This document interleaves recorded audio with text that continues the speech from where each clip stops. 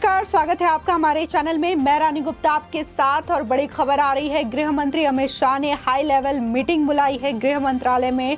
और अभी खबर आ रही है कि जम्मू कश्मीर के एलजी मनोज सिन्हा, इसी के साथ ही जम्मू कश्मीर के डीजीपी और रॉ प्रमुख वहां पर पहुंच चुके हैं और ये हाई लेवल मीटिंग चल रही है। माना जा रहा है कि जिस तरीके से जम्मू कश्मीर में हिंदुओं के साथ टारगेट किलिंग हो रही है, इसको लेकर के बड़ा फैसला लिया जा सकता है। क्योंकि आपको बता दें कि ठीक एक दिन पहले एनएसए अजीत डोभाल और गृह मंत्री अमित शाह की हाई लेवल मीटिंग हुई थी। इसी के मद्देनजर माना जा रहा है, आधिकारिक सूत्रों की माने तो ऐसा माना जा रहा है कि जम्मू कश्मीर में जिस तरीके से हत्याएं हो रही हैं कश्मीरी हिंदुओं को, इसको लेकर के अब सरकार जो है कड़ा फैसला ले सकती है और आतंकवादियों के खिलाफ कड़ा रुख अख्तियार कर सकती है। आपको बता दें कि जम्मू कश्मीर में गैर मुस्लिम लोगों पर लगातार हो रही टारगेट किलिंग को लेकर केंद्र सरकार आर या पार के मूड में आ गई है। जम्मू कश्मीर के सुरक्षा हालात पर केंद्रीय गृह मंत्री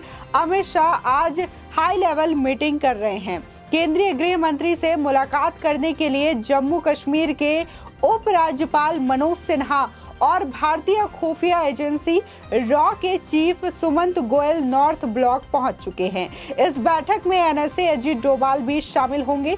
साथ ही जम्मू कश्मीर के डीजीपी दिलबाग सिंह भी गृह मंत्रालय पहुंच चुके हैं।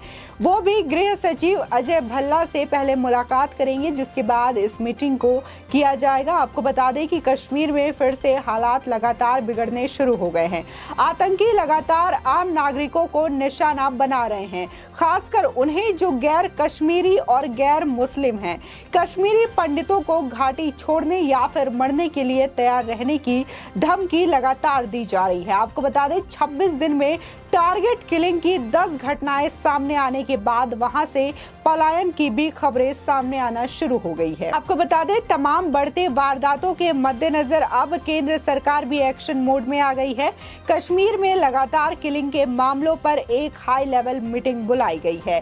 केंद्रीय गृह मंत्री अमित शाह ने आज जम्मू कश्मीर में सुरक्षा पर शीर्ष अधिकारियों के साथ बैठक बुलाई है और ये मीटिंग अभी चल रही है। बता दें जम्मू कश्मीर के एलजी मनोज सिन्हा दिल्ली में गृह मंत्रालय पहुंच गए हैं।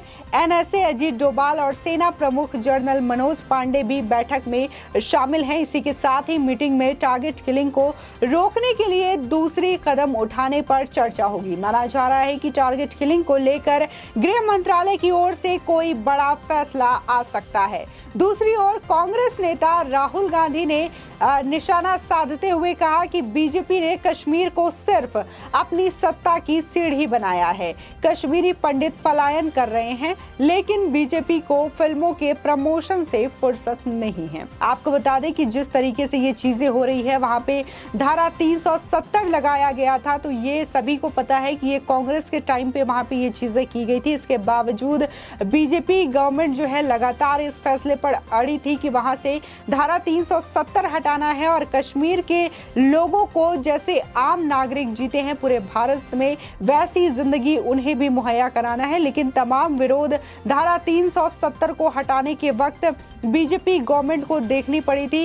विपक्षी तमाम कोशिशें कर रहे थे कि वहां से धारा 370 ना हटाया जाए। इसी के साथ ही कश्मीर में जो लोकल पार्टीज हैं वो भी लगातार कोशिश कर रही थी, फिर चाहे वो महबूबा मुफ्ती हो या फिर फारूक अब्दुल्ला हो, वो भी लगातार यही कोशिश कर रहे थे कि कश्मीर से धारा 370 ना हटाया जाए। इसके बावजूद बीजेपी गवर्नमेंट ने यह कड़ा फैसला लिया और केंद्रीय गृह मंत्री अमित शाह ने यह डिसीजन लिया और वहां से धारा 370 हटाई गई। आपको बता दें कि कश्मीरी हिंदुओं को लगातार आतंकवादियों के द्वारा टारगेट किया जा रहा है। इसी के बाद से ही कश्मीर में लगातार भय का माहौल है। कुछ मीडिया रिपोर्ट्स में यह दावा किया गया है कि श्रीनगर एयरपोर्ट पर प्रदेश छोड़कर जाने वालों की भीड़ लगी है। हालांकि एयरपोर्ट प्रशासन ने इससे साफ इनकार करते हुए भीड़ को सामान्य और दूसरी कोरी को सड़क पर निकलकर अपना ट्रांसफर दूसरे जगह किए जाने की मांग की है। बता दें कि जम्मू के विभिन्न जिलों के लगभग 8000 लोग घाटी के जिलों में सरकारी नौकरी कर रहे हैं। इसी के साथ ही जम्मू कश्मीर में लगातार हो रही हत्याओं से दूसरे प्रदेशों में वहां जाकर काम करने वाले लोग भी परेशान हैं। आपको बता दें, भयभीत लोग अब घाटी छोड़कर जा रहे हैं, वो पलायन कर रहे हैं। बता दें कि श्रीनगर में पीएम पैकेज के तहत काम करने वाले अमित कौल ने कहा कि कल में 4 हत्याएं हो गई हैं। 30 से 40 परिवारों ने शहर छोड़ दिया है। हमारी मांग नहीं मानी जा रही है। उनकी सुरक्षित जगह सिर्फ शहरों तक ही सीमित है। बता दें, उत्तर प्रदेश की पूर्व मुख्यमंत्री मायावती ने भी जम्मू कश्मीर में गैर मुस्लिम समाज के लोगों, खासकर हिंदुओं पर हो रहे हमले की निंदा करते हुए जम्मू कश्मीर में आए दिन निर्दोष लोगों की हत्या पर भी सवाल खड़े किए हैं। साथ ही अभी हाल ही में वहां राजस्थान के निवासी और बैंक मैनेजर की हुई हत्या अति दुखद व चिंतनीय भी है। इससे वहां दहशत का वातावरण व्याप्त है। साथ ही उन्होंने कहा कि बीएसपी मांग करती है कि केंद्र सरकार ऐसे दोषी तत्वों के विरुद्ध सख्त कार्रवाई करे। बता दें, कश्मीर के कुलगाम में आतंकियों द्वारा बैंक मैनेजर विजय कुमार की हत्या कर दी गई थी। आज शुक्रवार को ही उनका शव उनके गांव राजस्थान के हनुमानगढ़ के नौहर के भगवान गांव पहुंचाया गया। सभी ने वहां पर उनका अंतिम संस्कार किया। इसके साथ ही बार बार ये सवाल उठ रहे हैं कि जिस तरीके से लगातार ये जो टारगेट किलिंग के मामले आ रहे हैं, चाहे हम बात जिस तरीके से 2 कांस्टेबल की हुई है, आमरीन भट्ट जो कि वहां की टीवी एक्ट्रेस थी, उनकी हत्या कर दी जाती है। इसी के साथ ही रजनी बाला जो कि वहां पर टीचर थी, उनकी भी हत्या आतंकियों द्वारा कर दी गई। और हाल ही में जिस तरीके से बैंक मैनेजर विजय कुमार की हत्या बैंक में घुसकर आतंकवादियों ने की, उस पर सीधे सीधे सवाल खड़े होते हैं कि आखिर इस तरीके से आतंकवादी जो है टारगेट किलिंग को क्यों अंजाम दे रहे हैं और कश्मीर में जो कश्मीरी हिंदू है उसको इस तरीके की धमकियां आखिर क्यों मिल रही हैं। आपको बता दें कि बैंक मैनेजर विजय कुमार की हत्या के कुछ घंटे बाद ही केंद्रीय गृह मंत्री अमित शाह ने एक अहम बैठक बुलाई थी कल, जिसमें कि राष्ट्रीय सुरक्षा सलाहकार अजीत डोभाल सहित कई शीर्ष अधिकारियों ने इस बैठक में हिस्सा लिया था। और माना जा रहा है कि इस दौरान केंद्र शासित प्रदेश में सुरक्षा हालात पर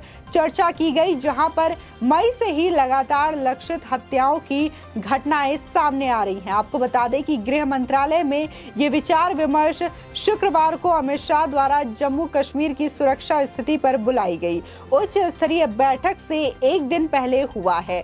आधिकारिक सूत्रों ने बताया कि डोभाल और खुफिया एजेंसी रॉ यानी कि रिसर्च एंड एनालिसिस विंग के प्रमुख सामंत गोयल ने दोपहर बाद करीब 1 घंटे तक अमित शाह के साथ उनके नॉर्थ ब्लॉक कार्यालय में बातचीत की।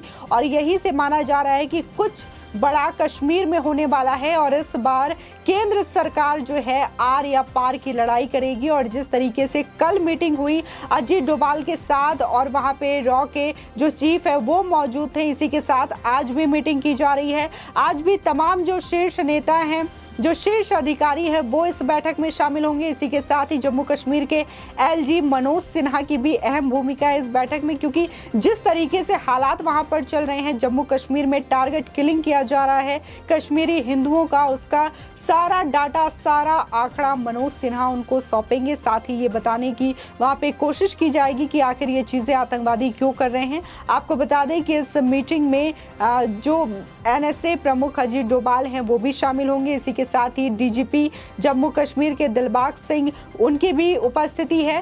साथ ही अमित शाह जो है हमेशा अपने सख्त डिसीजन की वजह से जाने जाते हैं, तो माना जा रहा है कि इस बार भी कश्मीर को लेकर के कोई बड़ा चीज होने वाला है, कोई बड़ी कार्रवाई होने वाली है, क्योंकि लगातार 2 दिनों से ये मीटिंग चल रही है, कोई बड़ा फैसला आ सकता है। आपकी इस खबर पर क्या राय है हमारे कमेंट सेक्शन में जरूर बताएं। आगे की और भी अपडेट के लिए चैनल को सब्सक्राइब करना ना भूलें।